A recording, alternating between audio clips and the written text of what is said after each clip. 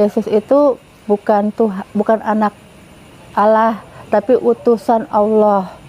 Hanya dilencengkan, diplesetkan bahwa itu anak Allah, Dialah yang akan menyelamatkan kita nanti untuk bisa masuk surga. Kalau di dalam buku itu menjelaskannya, ternyata di dalam buku itu Allah mengutus nabinya, termasuk Nabi Isa. Nah, di situ Nabi Isa dalam kurung Yesus Kristus.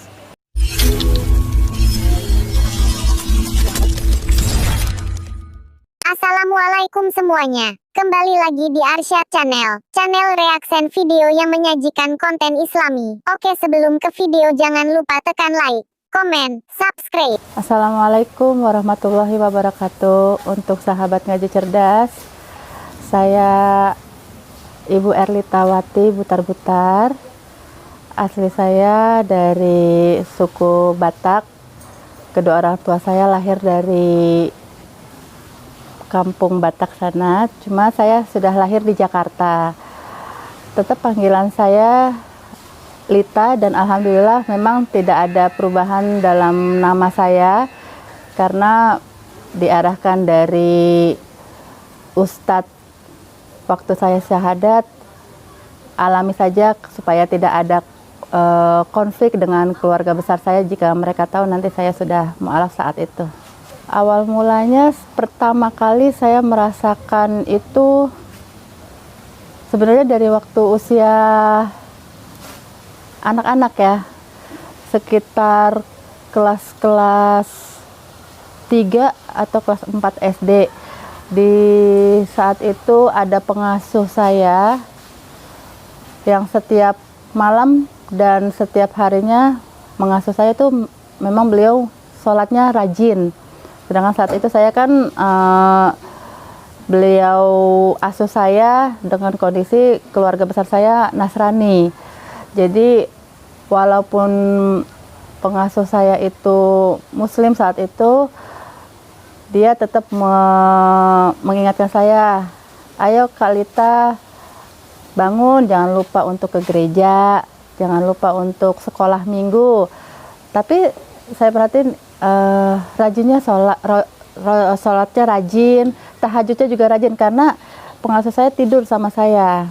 Jadi setiap malam itu di jam-jam 3 atau di jam setengah 3 saya suka lihat pengasuh saya tuh bangun tengah malam. Saya pernah ngikutin mbak saya itu waktu dia ngambil wudhu. Sampai dia kaget, loh Kak ngapain bangun ngikutin mbak gitu. Terus enggak, mbak ngapain sih ninggalin aku, waktu itu saya gitu kan, karena kan saya memang deket sama pengasuh saya itu. Terus itu, mbak jangan kemana-mana, iya nanti mbak balik lagi, mbak mau ketemu sama Tuhan mbak dulu ya gitu, mau ikut sama mbak mau ngeliat ke Tuhannya gitu. Terus itu ya udah di sini aja, tidur di sini. Nah memang akhirnya mbak saya itu sholat di kamar saya lihatin dia sampai sujudnya lama. Saya suka membandingkan ya waktu SD itu sampai kelas 6 dia ikut sama saya itu ngasuh saya tuh kalau nggak salah tuh sampai punya anak, dari belum punya anak sampai udah punya anak. Itu saya perhatikan rajin sholatnya sampai saya bilang kok bisa ya sampai menangis kayak gitu, sedangkan saya kan kalau ke gereja kan asal gitu. Lalu pergumulannya tuh, ini kan belum nemuin Islamnya ya? Belum. Pergumulan itu udah mulai berontak misalkan, wah ini ternyata ini Islam, ternyata agama yang benar gitu ya. Itu awal mulanya tuh selain dari yang tadi itu bagaimana? Baik, jadi saya juga ikut kegiatan muda-mudi di gereja. Di kegiatan gereja itu saya selalu ditunjuk sebagai pemain musik. Selain di gereja, di kampus saya juga sebagai ketua musik mahasiswa Nasrani. Dalam kegiatan organisasi gereja, mau nggak mau saya kan pasti akan menonton film dokumenter, acara-acara besar di Kristen seperti Natal, terus Paskah. Nah di situ setiap saya nonton film Yesus disalib tuh, ini saya kayak perang batin. kok bisa ya Tuhan disakitin, kok mau ya Tuhan sampai dicambuk. Itu dalam hati, nggak saya utarakan. Sampai ke depan beberapa waktu tahun lalu, saya suka cari tahu diam-diam apa sih agama yang sesungguhnya, Tuhan yang sebenarnya seperti apa, kenapa Tuhan Yesus kok mau disakitin. Di situ mulai saya berontak dalam batin, sampai saya cari tahu di Google. Saya sempat dapat linknya Ustazah Irna Handono, tapi dari situ saya sambil lalu aja, nggak saya dalami gitu. Tadi kan udah dapat, berarti udah mau mencari tahu. Ada teman diskusi nggak, atau selain itu ada teman yang dampingin atau ada yang diajak ngobrol, itu bagaimana? Ada. Nah, saya waktu itu ada teman kuliah, teman kampus. Jadi saya nih apa namanya, kayak ngegeng ya, teman-teman kuliah ada 5 orang. Waktu di masa-masa SMP juga ada 5 orang, tapi bukan teman yang sama. Nggak tahu kenapa ya, setiap saya berteman itu dengan cewek-cewek, itu teman-teman geng saya dari SMA sampai kuliah itu 5 orang, saya sendiri yang Nasrani, yang semuanya tuh Muslim. Jadi kalau setiap kita kemana makan, mereka pasti, Lid, gue sholat dulu, Lid, gue mau wudhu dulu. Saya mah, ya ayo silahkan gitu. Mereka juga mengingatkan, lo ke gereja, Lid, habis gereja lo kumpul di sini ya gitu. Jadi satu ada sahabat saya, dia bilang kayak gini, Lid,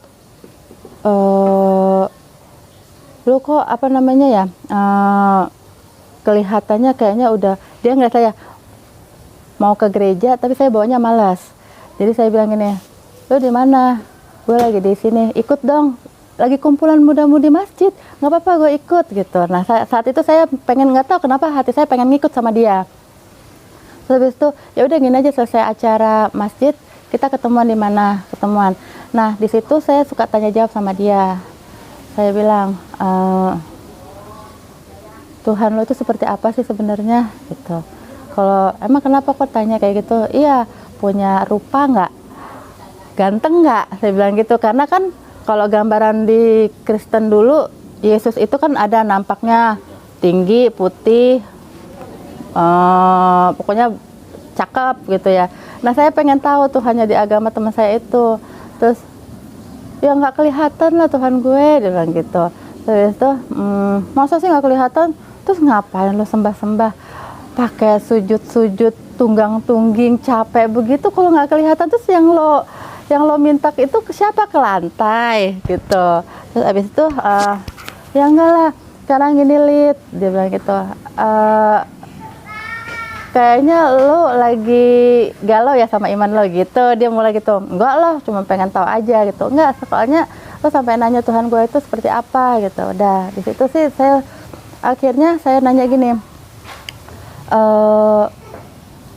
kenapa sih harus sholat 5 kali?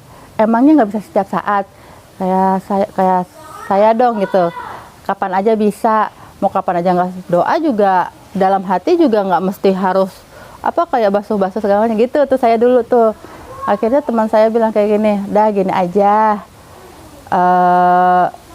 lo gue kasih besok buku. Nah memang besoknya dia bawa buku mengenai Tritunggal sama Qul Huwallahu Ahad. Nah saya bingung sama teman saya itu, dapat buku dari mana Tritunggal itu. Terus habis itu dia bilang gini, dia memang turunan Arab, cuman udah lahir di Indonesia. Dia bilang gini, ini dari kakek gue, lo baca aja.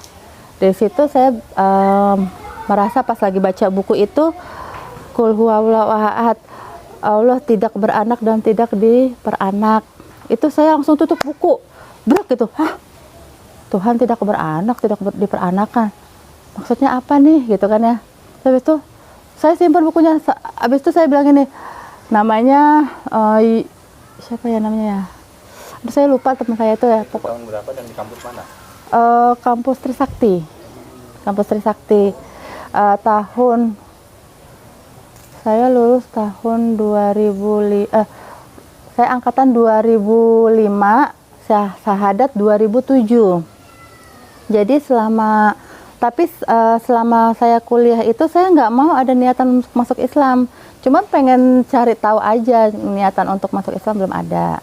Gitu. Saat saya baca buku itu, saya langsung telepon teman saya, Yuli apa siapa namanya, Yul besok buku lu gue balikin, nyesatin agama gue aja lu, gitu. Saya bilangnya gitu waktu itu. Waktu itu oh ya udah terserah, nggak apa-apa, balikin aja gitu. Akhirnya saya maksudnya dalam hati saya gini, wah kalau saya deket sama dia takutnya saya nanti ketarik nih agama Islam nih, agak renggang, agak jauh. Saya maksudnya bukannya menjauh ya, saya menjaga jarak akhirnya saat itu.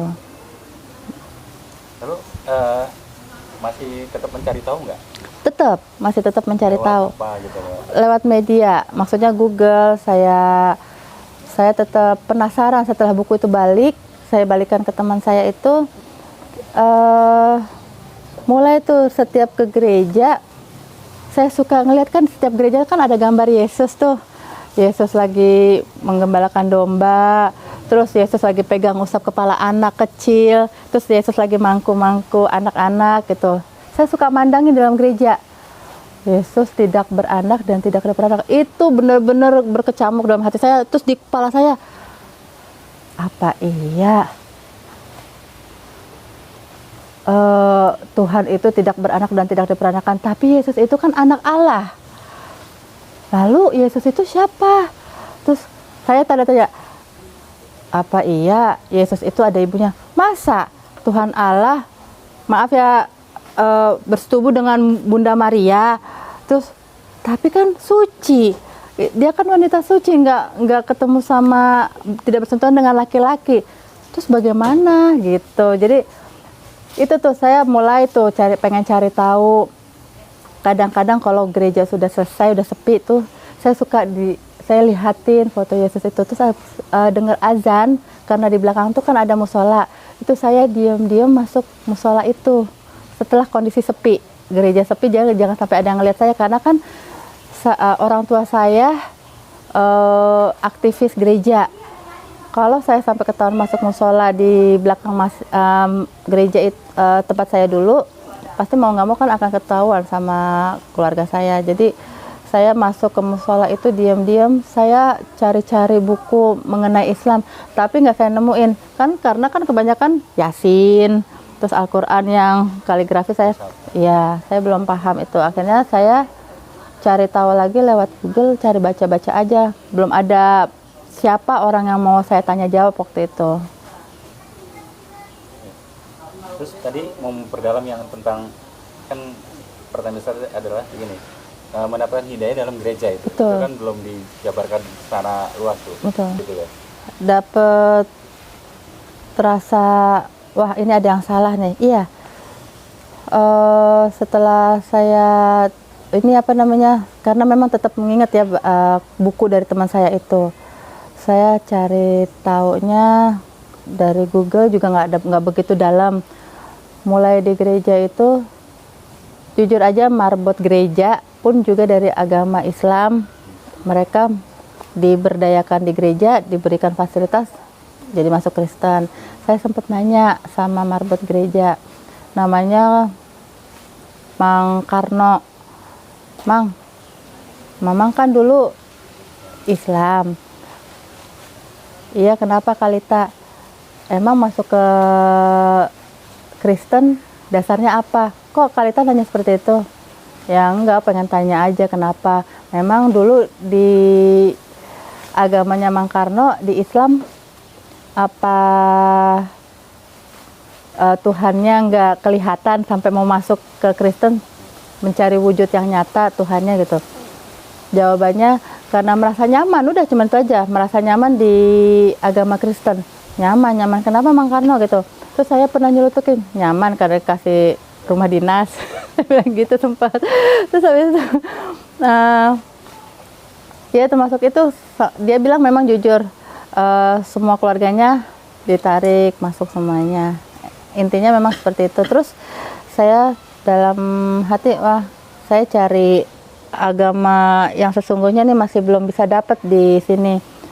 Akhirnya saya ke gereja, satu gereja yang paling jauh dari tempat saya supaya saya nggak ketahuan sama orang tua saya, di Bintaro Jaya sektor 9. Nah di situ masjid dan gereja itu hadap-hadapan. Jadi saya bilang sama orang tua saya, mah mau ikut kebaktian, ada undangan. Padahal saya bukan, ada undangan. Nah di situ saya duduk di dalam gereja di depan masjid Raya Bintaro Jaya. Setelah keluar dari gereja, saya masuk ke masjid itu. Bubar karena saya merasa aman, gak ada yang kenal sama saya, jadi saya bebas dong masuk ke masjid itu. Pada saat bubar, pas azan zuhur, di situ saya melihat jamaah masjid mulai berwudu. Saya duduk aja ngelihatin mereka berwudu, terus saya masuk ke barisannya perempuan sampai saya ditarik sama ibu-ibu. Mbak, salah masuk kali, karena kan ngeliat saya pakaiannya pakaian gereja. Udah gitu saya nggak berhijab. Terus habis itu, Mbak, salah masuk kali. Kenapa memangnya Bu gitu? Ibadahnya bukannya di depan. Mau ngapain ke sini gitu? Terus emang saya nggak boleh ya masuk masjid ya? Oh bukan, boleh. Cuman itu sepatunya tolong dilepas. Saya main masuk aja, main masuk tangga masjid gitu kan ya. Terus oh di sini harus buka. Oh iya ya maaf Bu gitu. Udah. Terus habis itu saya perhatiin, saya boleh masuk kan Bu? Boleh. Tujuannya untuk apa? Enggak, saya pengen duduk aja. Terus kalau gitu duduknya di depan aja gitu. Jadi saya nggak boleh masuk. Mungkin ada tuh kayak muda-mudi masjid di situ ya, perhatiin saya, salah masuk kali ini orang gitu kali ya. Terus habis itu setelah selesai sholat zuhur, saya masih duduk situ, saya pengen cari tahu, ada rak-rak buku perpustakaan masjid. Nanti kalau udah sepi saya pengen baca-baca buku itu. Pas lagi udah sepi, memang saya tuh pakaian gereja gimana sih, pakai stocking, rok segini pendek gitu kan ya. Memang sih kalau saya lihat ya asing juga, tapi bodo amat saya pikir gitu dalam hati. Saya pengen cari tahu kok tentang Islam gitu, walaupun hati saya masih belum. Nah, pas lagi saya mulai masuk ke masjid itu cari buku-buku Islam, ada tuh datang tuh yang ibu-ibu tadi tuh. Terus, Mbak, dari tadi saya perhatikan tujuannya mau apa ke masjid ini, mau cari siapa, mau ketemu siapa. Terus itu saya dalam hati gini, oh gini Bu, boleh bantu saya? Iya boleh dibantu. Boleh nggak saya dipertemukan dengan orang yang bisa menjelaskan ke saya Tuhannya dalam agama Islam tuh bagaimana dan seperti apa sih? Gitu. Terus itu ibu itu ngeliatin saya dari atas sampai bawah gitu. Terus, loh Mbak agamanya apa? Saya Kristen, gereja saya di depan situ. Untuk apa cari Tuhan agama Islam? Tuh, emang nggak boleh ya Bu ya gitu. Terus bukan, Mbak mau syahadat. Apa tuh syahadat Bu gitu. Terus itu saya mau ketemu aja sama orang yang bisa ngasih saya Tuhan dalam agama Islam tuh seperti apa sih gitu. Akhirnya saya disuruh nunggu dipertemukan dengan Umi Michelle, almarhum istri almarhum Gito Rolis. Ya itu saya banyak belajar dari beliau, Umi Michelle, Umi Michelle Solde. Dia kan orang Jerman apa orang Itali gitu ya. Nah, saya pikir dia sama orang bule. Kan hidungnya mancung kelihatan dong kulitnya, tapi pakai jilbab gitu. Terus itu, kok bule gitu kan ya. Waduh, bisa bahasa Inggris ya. Bisa nggak ya nih saya tanya jawab sama dia gitu kan. Terus itu bisa pede saya bilang gitu. Saya tuh pakai bahasa Inggris dasar-dasarnya minimnya aja gitu. Terus itu kamu nggak usah bicara bahasa Inggris, saya bisa paham bahasa Indonesia. Terus itu puji Tuhan, saya ngontarin puji Tuhan, ibu bisa bahasa Indonesia, saya bilang gitu. Terus itu alhamdulillah kata Umi. Terus itu kamu mengucap puji Tuhan, saya mengucap alhamdulillah. Berarti ucapan kita kan memuji Tuhan kita masing-masing ya, kata Umi itu. Terus itu, oh iya Bu. Terus kenapa pengen ketemu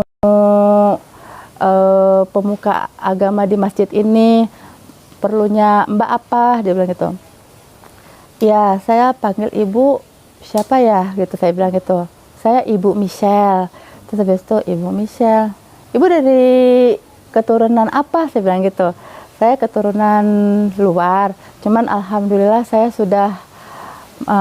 sudah memeluk agama Islam. Memang ibu tadinya dari agama apa, saya bilang gitu. Saya akhirnya tanya-tanya, saya tadinya dari Ortodoks, dia bilang gitu. Ortodoks, Kristen Ortodoks ada. Ortodoks itu benar-benar fanatik banget, fanatik dengan ketuhanan Tritunggal. Jadi kok ibu bisa masuk Islam? Terus itu panjang ceritanya. Mbak mau cari tahu apa tentang agama Islam? Saya mau tahu Bu, Tuhan dalam agama Islam itu seperti apa? Kelihatan nggak mukanya? Wujudnya seperti apa sih Bu? Saya jujur aja gitu Pak. Jadi saya bilang gini, saya mau tahu cuman Tuhan dalam agama Islam. Lalu yang kedua, saya merasa di agama saya ini ada yang janggal di dalam hati saya. Setiap saya berdoa, saya merasa doa saya kok kayaknya nggak nyampe ya gitu. Bukan nggak nyampe, cuman saya sudah mulai merasa nggak yakin setelah saya baca buku dari teman saya. Memang buku temannya mengenai apa? Itu katanya Tuhan saya itu tidak beranak dan tidak diperanakan. Betul, memang betul. Memang Tuhan itu tidak beranak dan tidak diperanakan. Terus mana ada Allah yang maha besar beranak dan diperanakan. Terus habis itu, loh, ibu kan berasal dari agama Kristen, pasti memahami dong Yesus itu siapa, anak Tuhan Allah. Lalu kenapa kok ibu bisa bilang tidak beranak dan tidak diperanakan? Karena itu pemahaman dari nenek moyang zaman dulu, zaman jahiliyah. Nah, Umi itu bilang itu, Umi Michelle. Nah, mulai dari situ saya dikasih bukunya Ustazah Irena Handono lagi mengenai Qul Huwallahu Ahad. Buku yang dikasih dari teman saya yang saya kembaliin, nggak tahu kenapa ya, kayaknya Allah itu memang benar-benar nih, kamu saya pertemukan dengan orang-orang yang benar-benar hidayah kamu bisa dapat gitu. Jadi loh, kok buku ini lagi? Ya ini Bu, ini buku dari teman saya itu, saya balikin. Saya nggak mau saya baca ini, saya bilang gitu. Tuh, loh, kan kamu pengen tahu Tuhan dalam agama Islam itu seperti apa? Ya ini, kamu baca buku ini, kamu akan dapat seperti apa Tuhan dalam agama saya itu. Terus nggak mau, nanti saya masuk Islam lagi. Saya gitu awalnya, gitu. Tapi memang akhirnya saya nggak mau terima dulu itu buku. Jadi nggak Bu, saya takut nanti saya masuk Islam lagi, nggak mau Jadi waktu itu saya masih nolak. Tapi 2 minggu apa ya setelah semenjak bertemu dengan beliau, kayak perang batin. Iya penasaran ya. 2 minggu dia memang Umi itu tinggalin. Kalau kamu mau komunikasi lagi dengan saya, ini nomor saya. Saya hubungin. Ibu, saya mau ketemu ibu lagi. Saya pinjam buku ibu untuk saya baca, gitu. Udah ketemu tuh, saya ketemu, terus Umi cuma pesan satu. Kamu pahamin isinya, bukan berarti kamu akan masuk Islam. Kalaupun kamu terpanggil untuk masuk Islam, bukan karena saya, tapi karena Allah yang sudah membolak-balikan hati kamu ya Lid. Saya gampang aja masukin kamu untuk masuk Islam. Syahadat sekarang juga pahala saya dicatat sama malaikat. Tapi saya nggak mau nanti suatu saat nanti pemahaman kamu minim tentang agama Islam, kamu akan cepat balik lagi ke agama yang dulu. Cukup baca buku ini, nanti setelah itu balik hubungin saya untuk mengembalikan buku ini. Dah seperti itu. Jadi setelah buku itu saya pegang, saya baca itu diam-diam tanpa ketahuan sama orang tua saya. Benar-benar ngupas semua tentang Trinitas dari Irena Handono seperti apa. Itu bahwa Yesus itu memang anak Allah, tapi bukan anak dari persetubuhan, tapi memang utusan. Jadi saya dijelasin dengan gamblang di dalam buku itu dari Ustazah Irena Handono seperti Judul itu. lengkapnya, Ya, bukunya judulnya apa? mengupas tentang Qul huwallahu ahad. Saya nggak langsung untuk masuk Islam, tapi saya nekat sama diri saya, enggak, ini saya waktu baca buku itu saya masih ingin cari tahu lagi. Kalau agama Islam mengatakan bahwa Tuhan itu tidak nyata, dia berwujud zat.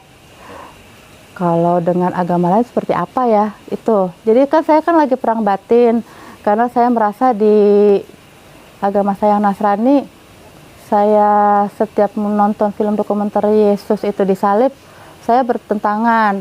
Terus saya datang ke gereja katedral, saya sempat nginep situ 3 hari 2 malam. Saya ngaku sama orang tua saya ada tugas bikin skripsi. Padahal saya nginep di katedral.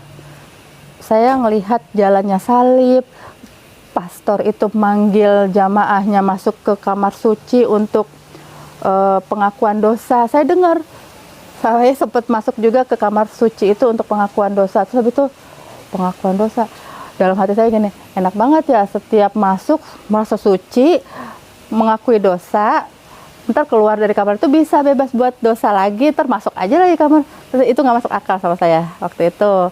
Terus itu enggak benar nih, saya pikir gitu. 3 hari 2 malam. Habis itu saya pulang ke rumah, saya pengen cari tahu lagi ke wihara yang di Kelenteng mana ya waktu itu. Saya kan kuliah di Trisakti. Nah, situ kan banyak tuh ya agama Buddha sama Hindu. Saya masukin ibadah-ibadahnya mereka. Tetap juga nggak masuk sama saya. Itu kalau Umi Misel bilang selama 9 bulan 10 hari saya mencari tahu dari agama yang satu ke agama yang lain, mengupas agama Islam, balik lagi ke gereja saya 9 bulan 10 hari saya baru hubungin Umi Misel. Saya bilang, Umi, saya mau Ibu Misel, saya mau ketemu Ibu. Lita sudah paham isi buku dari saya. Itu 9 bulan 10 hari percis sama kayak dalam kandungan ibu ya. Terus mau ketemu di mana kita? Saya nggak mau di masjid itu gitu. Oh nggak bisa Lita, saya mau kita ketemu di masjid. Tapi ibu nggak bikin perangkap sama saya kan? Astagfirullahalazim, kata Umi gitu. Terus kamu sudah seuzon sama saya gitu. Apa tuh ibu seuzon gitu? Ya udah gini, kapan kita mau ketemu? Saya tunggu bada asar. Bada asar apa ya bu? Saya bilang gitu. Terus setelah sholat asar di jam 4 ya kamu ketemu saya di masjid kemarin. Saya datang tuh di situ di hari Sabtu. Hari Sabtu karena saya kan waktu itu lagi kosong. Di situ dalam hati saya masih sempat berdoa dalam agama saya. Tuhan Yesus lindungi saya dari godaan-godaan setan yang tetap doa saya minta perlindungan. Kalaupun memang ini cuma ujian iman saya, tolong kuatkan saya di dalam agama, kuatkan saya dalam agamamu gitu kan, karena kan masih Yesus ya. Habis itu saya pergi, memang hati saya nggak tenang, nggak tahu kenapa bawaannya nggak tenang karena tapi saya ada niatan ingin syahadat. Kalau syahadat tanpa sepengetahuan orang tua bagaimana ya? Nanti saya diusir, nanti saya dimusuhin, nanti saya disiksa nggak ya gitu. Terus itu enggak, bisa tutup rahasia, pasti bisa gitu. Tapi keinginan untuk syahadat tuh udah ada gitu. Cuman saya mau ketemu Umi itu benar-benar, Umi itu meyakinkan saya dari isi buku itu sekali lagi.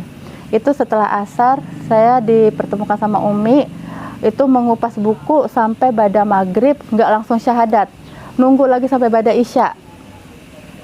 Setelah bada isya, ya Umi, saya mau syahadat sekarang. Bukan Umi, iya Bu, saya mau syahadat sekarang. Sekarang Lita nggak usah panggil saya Ibu, jadi panggil Umi, bilang gitu. Umi, saya bilang gitu. Umi dalam bahasa Arab tuh ibu saya, Umi Misel ya, bilang gitu. Terus itu enggak Ibu aja. Terus saya bilang gitu karena kan saya merasa belum sebagai seorang muslimah waktu itu. Jadi pada maghrib saya disuruh merenung di dalam ruangan ustadz yang akan mensyahadatkan saya. Saya dengar mereka sholat, sempat saya nangis.